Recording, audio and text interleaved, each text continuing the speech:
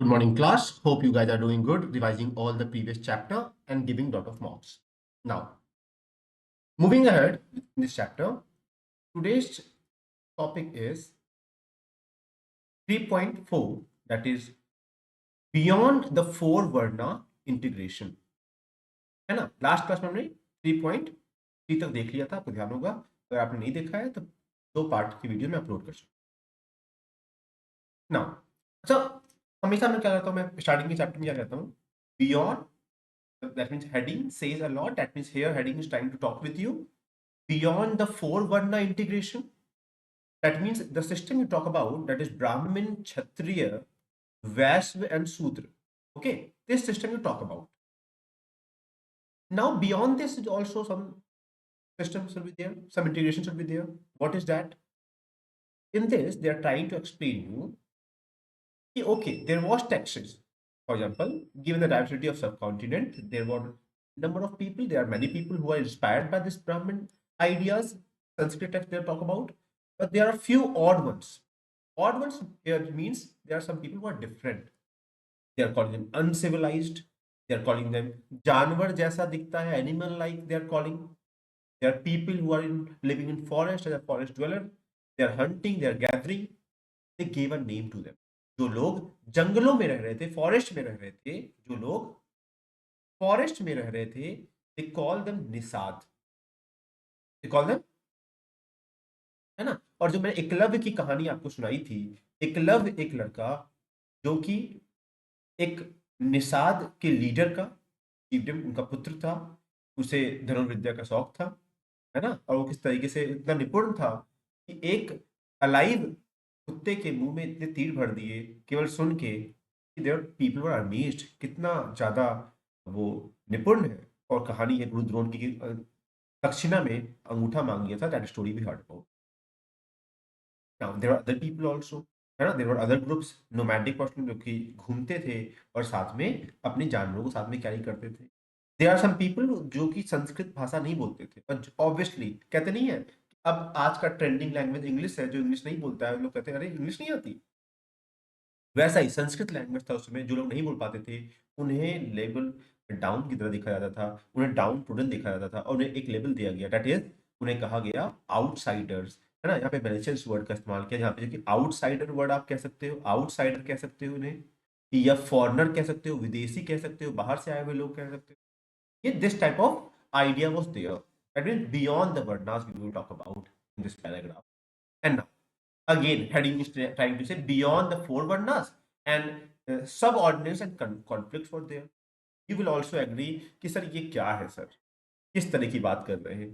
हाँ, देखना कि जो ये ब्राह्मण, क्षत्रिय, वैश्य और शूद्र के अलावा एक अनटचेबल्स को बात किया गया है. आपने सुना होगा छूत अछूत के बारे में. इस सिस्टम में परफॉर्म होता था अनटचेबल्स, जो कि अगेन कैसा कह रहे हैं, कुछ लोग ऐसे हैं जो प्योर काम कर रहे हैं, रिचुअल्स के काम कर रहे हैं, शुद्ध वाला काम कर रहे हैं, उन्हें प्योर्स कह रहे हैं.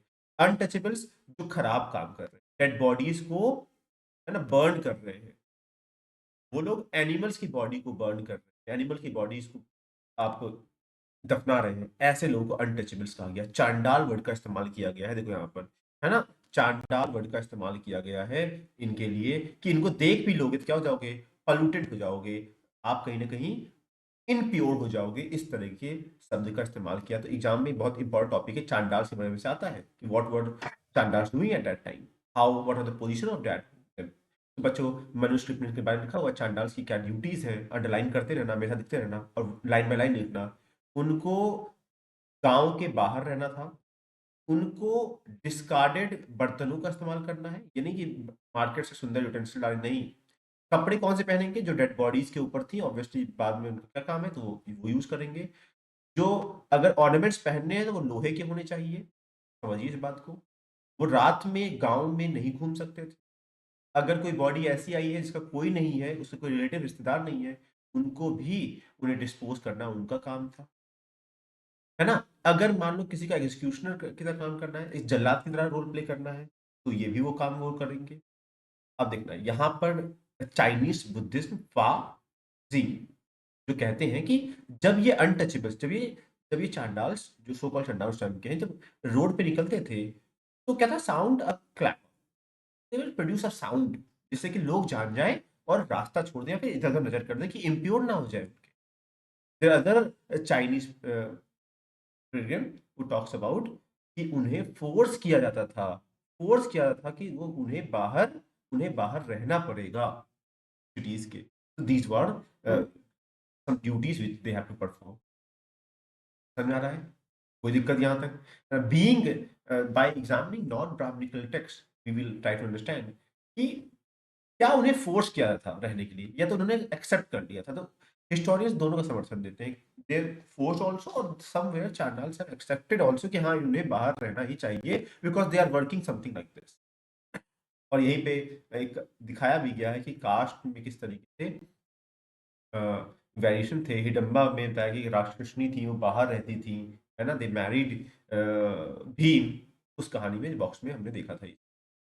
Now beyond birth resource and status, जन्म के अलावा भी सर आपको रिसोर्स के आधार पे स्टेटस देखने को मिलता है। यस, यहाँ पे हम देखेंगे, है ना, हम देखेंगे सोशल एक्टर्स वर्ड का जो मैंने इस्तेमाल किया था कि historians were trying to understand the social actors through this Texas.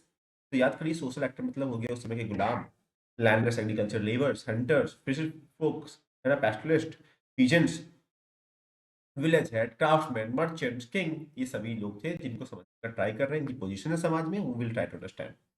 और अगेन मेरा हमेशा का ट्रिक रहा है कि समझाऊंगा gender access to property, obviously gender will be male and female, बहुत आसान तरीके से समझाऊंगा, साथ में रहना, कोई दिक्कत नहीं है। चलिए इसे समझते हैं। पहले एक कहानी सुना दीजिए, क्या कहानी है? हम देखेंगे कि किस तरीके से एक राइवलरी स्टार्ट होती है ना, कुरुवंश के लेके और पांडवास को लेके। क्या था, देखा गया कि किस तरीके से इन्होंने डाइस का गेम खेला और डाइस जादुई था और हार जाता है पांडवा, सब कुछ हार जाता है। कैसे हार जाता है देखो, अपने सोने हार गया, अपने हाथी हार गया, अपना चैरियट, अपना मतलब रथ वगैरह, अपने गुलाम, अपनी आर्मी, अपना ट्रेजरी, किंगडम, प्रॉपर्टी, सब कुछ, और लास्ट में अपने भाइयों को भी हारा, फिर अपने आप को हारा, और उसके बाद द्रौपदी जो उनकी पत्नी थी उन्हें भी हार गया, जो कि उसके बाद से देखा गया है कि उसके बाद से ही महाभारत हुई, उस कारण से हुई। यहाँ पे दिखाया गया ये चीज को, है ना। We will also try to understand कि जिस तरह के मैंने एक वर्ड पैटर्नी बताया था आपको पहले से ही कि व्हाट दे टॉक अबाउट कि पिता के मृत्यु के बाद या पिता की प्रॉपर्टी किसको जाएगी, बेटों को जाएगी, और बेटों में भी सबसे बड़े बेटे को स्पेशल पार्ट जाता था, दिस वाज द कल्चर। बेटियों को, no, women were not allowed to claim any share of resources, daughters को नहीं था। हम बता देखो जब भी एग्जामिनेशन में लिखना है ऐसे लिखना, पहले मेल फीमेल की बात करना कि that here we will talk about कि on the basis of gender there was resource allocation where womens were not allowed to get access to the resources. एक बात हो गई, लेकिन there is variation, variation is where कि women can keep wealth. How they can keep wealth? In the form of gift we will receive, which she will receive during her marriage. और उस धन को कहा जाएगा, क्या कहा जाएगा, स्त्री धन। स्त्री मतलब हो गया वुमेन और धन मतलब हो गया है वेल्थ, उसका हो, उस पे हस्बैंड का एक्सेस नहीं होगा लेकिन चिल्ड्रन कैन एक्सेस, है ना। At the same time the manuscript warn womens against, है ना, मत मना करती है क्या, against hoarding family property, they cannot have access to the family property or even their own valuables without husband permission. You cannot collect wealth, you cannot have access to property wealth, you cannot keep valuable items until unless your husband will allow, उनके permission के बिना you cannot do that. This was the thing. ठीक, तो यहाँ क्या हो गया, यहाँ पर दे कैन कीप, लेकिन कैसे कीप, कौन से रख सकती हैं, जो उनको शादी के टाइम पे मिला हो। समझ आ रहा है? Again there is exception, exception of what, ना आप लोग याद हो गया, वो इतनी बार मैं यूज करता हूँ, प्रभावती, है ना, she for the exception, she have the land access. तो इससे मुझे ये पता चलती शायद रिच महिलाओं के पे ये रूल लागू नहीं होता है। In this paragraph I try to explain that also. Hope यहाँ तक आप सब साथ में है। Again sir, now this was the gender, on the basis of gender. Sir varna के सिस्टम में बताइए कैसा एक्सेस था। वर्ण क्या था, अगेन ब्राह्मण, क्षत्रिय, वैश्य और शूद्र, ये वर्ण हो गया। मुझे बोलने की बात भी नहीं है, आप सबका दिमाग भाग रहा होगा सर ब्राह्मण्स के पास एक्सेस होगा, हाँ मानता हूं देवर रिच, ये रिच होंगे सर। बहुत रेयर कहानियां ऐसी मिली हैं जहां पर दिखाया गया कि कौन ब्राह्मण्स गरीब है ऐसे हैं लेकिन मोरलेस उन्हें रिच दिखाया, राइस लिख दिया मैंने, है ना, रिच दिखाया गया है। क्षत्रिय ऑब्वियसली सर राजा हुआ करते थे, उन सब ये प्रॉस्परस लोग थे, तो ये भी रिच ही होंगे सर। वेस्ट में कह सकते हैं थोड़ा बहुत मॉडरेट लेवल में आ गया, इनके पास तो एक्सेस ही नहीं था, तो ये बहुत ही ज्यादा गरीब लोग थे, इनको सर्विस देना था। तो ये क्या था, varna and access to property, this was the thing. Obviously ये बहुत बड़े लेवल पे अगर देखा जाए तो कई एक्सेप्शन हो सकते हैं, but this text is trying to talk about that only.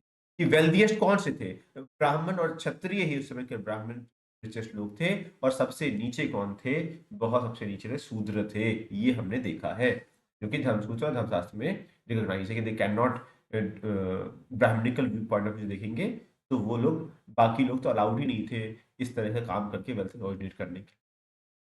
Sir again sir alternative बहुत सामने, अल्टरनेटिव विकल्प समझो, इसके अलावा कुछ ज्यादा सर, कुछ चिफडम, कुछ लोग ऐसे हुआ करते थे जो कि अपनी शेयरिंग ऑफ वेल्थ, तो कुछ लोग अपने वेल्थ को लोगों से साझा करते थे, है ना, और जो लोग साझा करते थे उनकी स्टोरीज में, पोएम्स में उनकी तारीफ है। लेकिन अगेन हर समय में ऐसे कुछ लोग होते हैं, कुछ लोग उन चीजों को कलेक्ट करने में एक्यूमुलेट, मर्सीलेसली क्या करते हैं, सिंपली उनको इकट्ठा करना था, they are not interested in, Tamil text में हमने इसकी बातें देखी। अगेन फिर पॉइंट टॉकिंग अबाउट, सर ये क्या बात कर रहा है, आगे बहुत आसान है, explaining social differences, social contract, है ना, सोशल डिफरेंसेस क्या थे सर उस समय, तो बहुत ध्यान देना, और बुद्धिस्ट के अकॉर्डिंग समझने का ट्राई करेंगे। तो सूत पिटाका, है लिखा हुआ ना यहाँ पे, इस कहानी के अंतर्गत हम ये समझते हैं कि पहले लोग बहुत अच्छे, क्यों अच्छे थे, वो रिसोर्सेस का इस्तेमाल बहुत आइडियलिस्टिक वे में करते थे। whatever amount you will require from the mother nature, you will take that amount and you will settle down। लेकिन बाद में कैसा हुआ, बाद में आप मैक्सिमम यूज करने के में आप ग्रीडी हो गए। तो first word I use nice and then I will use the word greedy, लालची हो गया। लालची होने के कारण this has may have created imbalance, imbalance society, and then for this imbalance what people do it, कि उन्होंने तय किया कि आपस में से ही किसी एक व्यक्ति को हम चुन लेते हैं, और उसे कहीं ना कहीं हम अपने का मुखिया बनाते, हेड बना देते हैं। यहाँ पर एक वर्ड यूज किया गया है महा समता, ये वर्ड यूज किया गया है जो कि इसको बोला गया, ये क्या करेगा, ये चीजों को अरेंज करेगा, ये हम इन लोगों को डिस्ट्रीब्यूट करेगा, बदले में हम क्या करेंगे, एज अ टैक्स हम इन्हें अपना क्रॉप का शेयर या राइस का शेयर दे दिया करेंगे।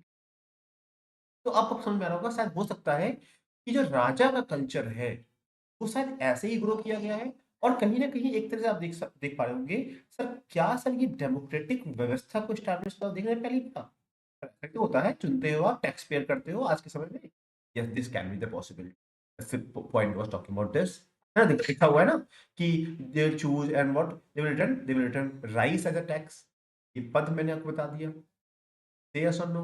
तो हमें लगता है कि शायद इसी तरीके से इंसानों ने बनाया होगा बाद में, क्योंकि इंसानों ने क्रिएट किया है, they can in future they can change it also obviously. Now the last part of the topic today, handling taxes, what how you will handle tax. देखो जब भी तरीका ये है ना कि जब भी आप हिस्ट्री पढ़ो, तुम हिस्टोरियन बन जाओ, how you will handle Mahabharata tax, अगर तुम्हें पहली बार मिलता तो तुम पहले देखते ना, तो तुम क्या करते, सबसे पहले देखते ही तुम एनालाइज करते, तुम एनालाइज करते, तुम क्या एनालाइज करते, किस भाषा में लिखा है, इंग्लिश में लिखा है कि हिंदी में लिखा है कि उर्दू में लिखा है या पाली में लिखा है या संस्कृत में लिखा है, अच्छा यू विल, अच्छा लैंग्वेज जान गए तो देखो लिखा हुआ है, ये क्या करते, एग्जामिन करते थे भाषाएं किस भाषा में लिखी गई। सेकंड में क्या करता, अच्छा ये what kind of text this is, ये किस प्रकार का टेक्स्ट है, अच्छा ये कहानी है या कोई पोयम है या कोई मंत्र है, Is how I'm handling my text. I'm handling my text by analyzing what is the language of this book. Okay, language. Then what is written in this? It's a mantra. It's a story. Or what is this? Second, this can be okay. Now Who is the author? Who is the author? What was his perspective of writing this? क्यों लिखा होगा? किसके लिए लिखा होगा? समझ में आ रहा है? क्या क्या समझ रहा है? How I am handling this? अच्छा, what is the possible date? किस समय काल में लिखा गया होगा? Okay, what is the possible place? किसके लिए लिखा गया होगा? किसके पैलेस में लिखा गया होगा? किसके समय काल में लिखा गया होगा? अच्छा, what is the significance as a historian? What is the significance will be of this text? क्या क्या रहेगा इसका महत्व हमारे मेरे इतिहास? Something like this, we were handling our text. Something like this, we were handling our text. This introduction talk about. And now, the second paragraph is very easy. As they sing, language and context. Simply, what was the language? हम पहले page से पढ़ते आ रहे हैं कि sir mainly जो किताब जो हमको टेक्स्ट मिले हैं वो संस्कृत में लिखे हैं, क्योंकि हमने different part of the world sorry country से कलेक्ट किया है, तो हमें दूसरी भाषाओं को भी देखने को मिला है। ये समझ में आ रहा है? और कंटेंट की अगर बात करें तो ये पहला पैराग्राफ लैंग्वेज की बात करता है, दूसरा पैराग्राफ कंटेंट की बात करता है। तो मैं बताऊं आपको, जो ये कंटेंट है इसको दो पार्ट में बांटा गया। एक कहा गया कहानियां हैं, एक कहा गया उस पार्ट में लेसन है, लर्निंग है कह सकते हो। जो कहानियां हैं उसे कहा गया वो नैरेटिव, उन्हें एक वर्ड दिया गया नैरेटिव, वर्ड दिया गया नैरेटिव, जो यहाँ पे लिखा हुआ है ना। फिर क्या है? डायरेक्ट्स। डायरेक्ट्स का किसका किसका कहा गया? डायरेक्ट्स कहा गया जो लेसन्स जो होता नहीं है, आपने देखा होगा बीच में कृष्ण रिलेशन बना हुआ है, कृष्ण जी की कुछ अर्जुन को समझाने का ट्राई कर रहे हैं जब वो अपने पद से उग जाते हैं। तो देखो कुछ हिस्टोरियंस कहते हैं कि जो ये डायरेक्ट्स उन्होंने दिया है ये बाद में जोड़ा गया है ना। हो सकता है कि बाद में जोड़ा गया है, जो कि कुछ हिस्टोरियंस कहते हैं। कुछ हिस्टोरियंस ये भी कहते हैं कि जो ये सारी चीजें हैं ये इतिहास से आप कह रहे हैं। इतिहास का मतलब क्या है? इतिहास मतलब it was, thus it was.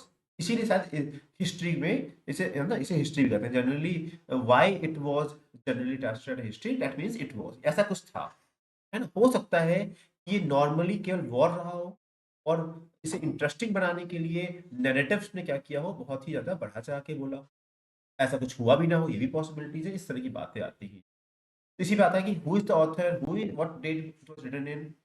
तो बच्चों ऑथर में देगा ध्यान देना कि ऑब्वियसली इट वाज कंपोज्ड, है ना। तो कहते हैं कि स्टार्टिंग में दीज टेक्स्ट्स वर समवेयर, है ना, ध्यान देना कि ओरली कहा जाता था, है ना। जो सुतार थे वो जगह जगह जाते थे, अपनी बातों को वर्ड्स को ओरली बोल के सुनाते थे लोगों को, और इसी तरह सर्कुलेट होने लगा। सर्कुलेट होने लगा तो ब्राह्मण्स ने इसे लिखना स्टार्ट किया, start writing. This can be the possible. लेकिन क्योंकि जिस समय की बात कर रहे हैं उसमें कुरुज और पांचाल का बात चल रहा है, तो हो सकता है कि इस इतिहास को लिखने के लिए राजा ने ही कहा हो, एक सिस्टमैटिक वे में लिखा जाए। देयर इज पॉसिबिलिटी ना, राजा कहेगा कि भैया सर लिखो। समझ में आ रही चीज, है ना। और दिखाया गया बार बार, इसमें दिखाया गया किस तरीके से बार बार ओल्ड ऑर्डर रिप्लेस होता है न्यू ऑर्डर से। ये सारी चीजें हम देख रहे थे इन कहानियों के पार्ट में। There is the possibility. इस समय ही काल में देखा गया कि किस तरीके से विष्णु जी की बहुत पूजा ग्रो हो रहा है। शायद इसीलिए विष्णु जी को देखा गया कि विष्णु जी ने अवतार लिया है कृष्णा के रूप में, है ना। इसीलिए कृष्णा की कहानियां इसमें है, समझ में आ रहा है। और जब तक उन लेसन्स को ऐड नहीं किया गया था, वर्सेस थे 10,000, जब उन लेसन्स को ऐड कर लिया गया, डायलॉग्स को ऐड कर दिया गया, तो वर्सेस हो गए 1 लाख, है। ये ध्यान रखना इसीलिए। और कहते हैं जो ये कंपोजिशन, जो एनॉर्मस कंपोजिशन बड़ा महाभारत का, उसे किसने किया है? वेद व्यास जी ने कंपोज किया, है ना। ऋषि व्यास जी ने कंपोज किया है। ये लास्ट टाइम में लिखा हुआ। होप यहाँ तक समझ में आ रहा होगा। और तेज नहीं तो नहीं जा रहा हूँ, आराम से ध्यान देना। कोई प्रॉब्लम होगी तो कमेंट करना कि ये पार्ट समझ में नहीं आया। I will make a video again. Sir, the search for what? The search for now it is convergence. Now the whatever story you talk about sir, वहां पर आपने जंगलों की बात की, फॉरेस्ट की बात की, प्लेसेस पैलेसेस की बात की, सेटलमेंट की बात की, तो क्या ढूंढ नहीं सकते हैं? तो ढूंढने का ट्राई करते हैं। उसमें से एक आइडिया है, बी लाल जो हिस्टोरियन रहे, आर्कोलॉजिस्ट रहे, उन्होंने 1951 1952 में क्या किया, हस्तिनापुर के नाम की जगह ढूंढ ली, इनवेडेड, और क्या किया, ट्राई टू फिगर आउट कि क्या है। क्योंकि उसी के आसपास देखा गया अपर गंगा दुआब में क्रूज किंगडम था, उसका ये कैपिटल रहा हो। चलो देखते हैं तो क्या है इसके अंदर। तो जब उनको एविडेंस मिले हैं तो उन्होंने वैसे तो 5 की जिक्र करते हैं जिसमें हमारी किताब में सेकंड और थर्ड के बारे में मेंशन किया। In second they talk about कि उन्हें घर मिले हैं। घर कैसे मिले हैं? घर मिले हैं उन्हें मिट्टियों के मिले हैं, रोपन है उस पे, प्लांट्स उन पे उगे हुए, रेड्स जिन्हें कह रहे हैं उस पे, और मिट्टी से लीपा-पोती करके घर बनाए गए हैं। तो sir this type of house was found that time. Third में दिखा उन्होंने कि किस तरह से घर में किस तरीके से एक कनेक्टेड कर रखा है, जैसे बारिश का पानी उसमें रिस के बाहर की तरफ आ जाए, एक गड्ढे में इकट्ठा हो जाए और उस वेल में टेराकोटा से आपने सर्किल्स बना रखा है ना? ये सब चीज़ें वो कहीं न कहीं देखो लिखा ना रिंग वेल्स, ये सब चीज़ें मिली थर्ड वाले में। तो मैं अंडरलाइन कर देता हूँ, जो मैं बार-बार बोल रहा हूँ। सेकंड और थर्ड मैंने देखो यहाँ पे कहा कि वो उन्होंने जो कि हमारे इंटरेस्ट पॉइंट का है, मैंने बताया कि यहाँ देखो सेकंड वाले में उन्होंने क्या कहा, ये मैंने यहाँ पे बात की है और थर्ड वाला पेज मैंने यहाँ बात की है। तो देखो वो ये ब्रैकेट हम ये मतलब सही कहीं और से पढ़ा रहे हैं। सर लेकिन एक और पॉसिबिलिटी है। कुछ लोग जब पोएट्स लिखते नहीं होता नहीं कि जब तारीफ लिखते हैं बहुत ज़्यादा बढ़ चढ़ के बोलते हैं, देयर इज़ पॉसिबिलिटी कि बहुत ही ज़्यादा बढ़ा चढ़ा के बोल दिया हो, है ना? There is possibility of this also. और उसी में लास्ट पैराग्राफ में लिखा हुआ है द्रौपदी के मैरिज के बारे में, किस तरीके से एक महिला की शादी 5 पुरुषों से हो गई, ये कहानी हमने देखी है ना? कि द्रौपदी की शादी 5 पुरुषों से हो गई, क्योंकि देखते नहीं हो जब जंगल से अगर फल लेके आते हैं तो माता कुंती बोलती है, "क्या लाए हो?" देखते ये फल है, कहती है, "पाँचों में बाँट लो।" बाँट लिया उन्होंने फल। एक बार और होता है बिना बिना मुड़े हुए बोल देती है, "पाँचों में बाँट लो।" कि शादी करके आता है अर्जुन। तो फिर उन्हें कहीं न कहीं ये मैरेज करना पड़ता है, ये देखना पड़ता है। तो आपको समझ में आ रहा होगा। तो ऐसे ही हम लोग आगे बढ़े तो let's reach to this point कि देखा जाए जो कि historian suggest that the fact the author describe this polyandry बताया हमने एक लड़की का कईयों से विवाह होना, दिस एक्सप्लेन वो this was not in favour of the society, ये डिसफेवर था। ब्राह्मण से परमिशन समाज उसमें कहीं पुरुषों को ही अलाउ कर सकता है, फीमेल्स को अलाउ नहीं था। तो हाउ दे राइट दिस? समझ में आ रहा है? हाँ, ये हो सकता है कि कुछ ब्राह्मणिकल रीजन में कुछ परफॉर्म हो रहा हो या फिर उसमें क्राइसिस हो, लड़कियाँ बहुत कम हो, है ना? तो देयर इज़ पॉसिबिलिटी कि कहा गया वर्ड है shortage of females, there is possibility समाज में लड़कियाँ ना हो, तो ये ऐसा करना पड़ता। लेकिन कई बार हो सकता है कि जब आप कभी कोई अपनी कहानी लिखोगे, स्टोरी लिखोगे, कैसे लिखोगे? बहुत क्रिएटिव तरीके से लिखोगे। बहुत ही ऐसे वे में लिखोगे जिससे कि लोग पढ़ें। तो हो सकता है कि जो ऑथर्स हैं उनको लिखने के लिए बहुत क्रिएटिव बनाए हों। देख रहे हो? हर चीज़ की तरफ हम हिस्टोरियंस बात करते हैं, हर चीज़ की तरफ अपना पॉइंट देखने का ट्राई करते हैं। यहाँ मैंने ये समझाया। अब now the last paragraph talk about कि सर व्हाई सर लिख गया सर, तो किताब लिख गई आपकी, तो now call your text a static text ना, why you are this last point talking about कि ये डायनामिक है। डायनामिक मतलब क्या होता है? Moving thing. जो मूव कर कैसे मूव कर रहा है समझना कि हाँ, ये जो वर्जन है संस्कृत अभी रुका नहीं है। क्यों नहीं रुका हुआ है? ये वैरायटी ऑफ लैंग्वेज में अभी भी लिखा जा रहा है, अभी भी डायलॉग्स बन रहे हैं, अभी भी उसके अर्थ निकल रहे हैं, अभी भी नए अर्थ निकल रहे हैं।